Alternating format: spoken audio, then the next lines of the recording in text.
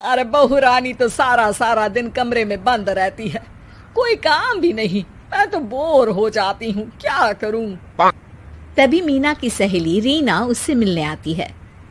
अरे मेरे घर का भी यही हाल है, बेटा ऑफिस और बहू कमरे में बंद, समय काटे नहीं कटता। लेकिन अब सच मानो तो वक्त ही नहीं है कि वक्त से रोटी भी खा लूं। अरे बहन, मुझे भी बता दे कौन सा जादू चलाया है। मैं भी अब जिंदगी के बचे कुचे दिन आराम से काट लूं।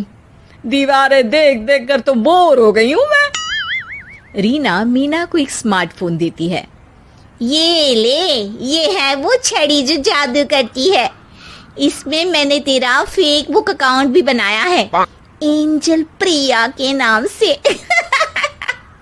बस अब यहाँ दोस्त बना और सबसे बातें कर। सास को पहले तो उतना समझ नहीं आता है, लेकिन धीरे धीरे वो उसकी आदत डाल लेती है। माँ जी जल्दी से खाना खा लीजिए, मुझे थोड़ा काम है। अरे तू जा, मैं खा लूंगी, अभी वक्त नहीं है। और सासू माँ मोबाइल में मुंह गड़ाए जवाब दे देती है। बहू समझ ही नहीं पाती और वहां से कमरे में चली जाती है। अचानक सास को किसी प्यारी पिंकी की फ्रेंड रिक्वेस्ट आती है। अरे वाह, ये तो कोई प्यारी सी लड़की लगती है, बात करती हूँ। सास फ्रेंड रिक्वेस्ट अपनाकर बात करने लगती है। अब क्या था, सास सारा दिन उस सहेली से बात करती, अपनी कहती, उसकी सुनती। एक दिन सास फोन पर ही सर गड़ाए। अरे बहू, जरा मंदिर के लिए थाली सजा दे, आज कीर्तन है। बहू फोन पर किसी को मैसेज टाइप करते कहती है। माँ जी क्या है, अब मुझे क्या पता कि आपको कौन कौन से भगवान की पूजा करनी होती है। तभी सास के पास कोई मैसेज आता है। अच्छा अच्छा ठीक है, रहने दे, मैं ही कर लूंगी। अब मैंने मना थोड़ी ना किया है, कर देती हूँ मैं। अब मैंने भी बोला ना कि थोड़ी देर में बात करती हूँ, तो मैं ही कर लेती हूँ, तू जा अपने कमरे में। बहू वहां से चली जाती है। सास मंदिर पहुंचती है और मंदिर की सीढ़ियों पर बैठकर सास फोन पर लिखती है।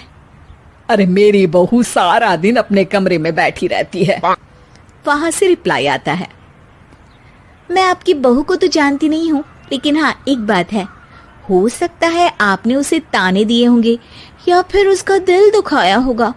ऐसा करने पर बहुओं का मन ससुराल से हट जाता है। याद रखिए, बहू और बेटी में फर्क होता है।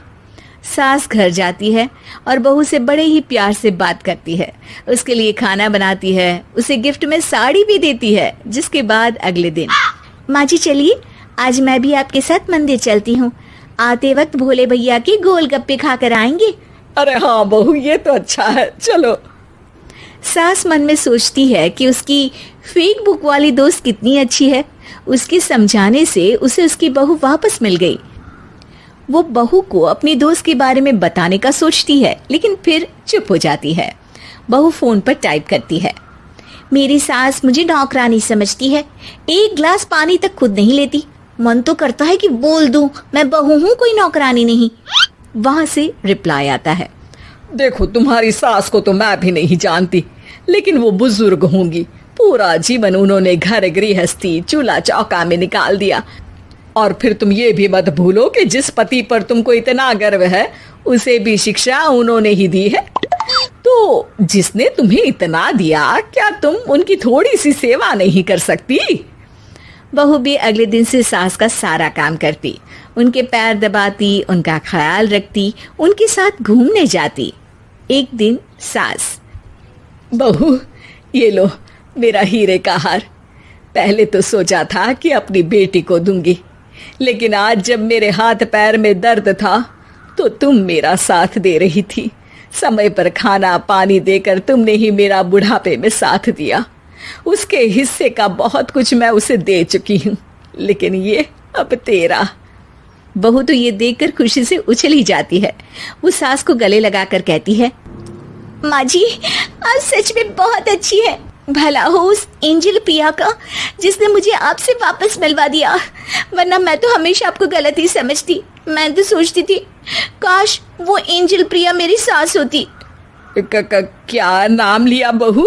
एंजल प्रिया तेरी फेक बुक फ्रेंड है?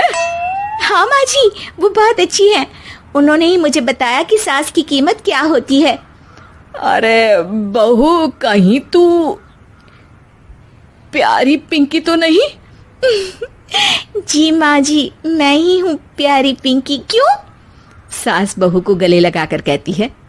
मैं भी यही सोचती थी कि काश प्यारी पिंकी मेरी बहू होती। शुक्रिया बहू। सासू माँ, शुक्रिया तो हम दोनों को फेसबुक और सोशल मीडिया का करना चाहिए, जिसने हम दोनों को एक दूसरे से दिल से मिला दिया। अब तक दोनों को समझ आ गया था कि जो खुशी वो बाहर ढूंढ रहे थे, सच में तो वो उनके घर में ही थी।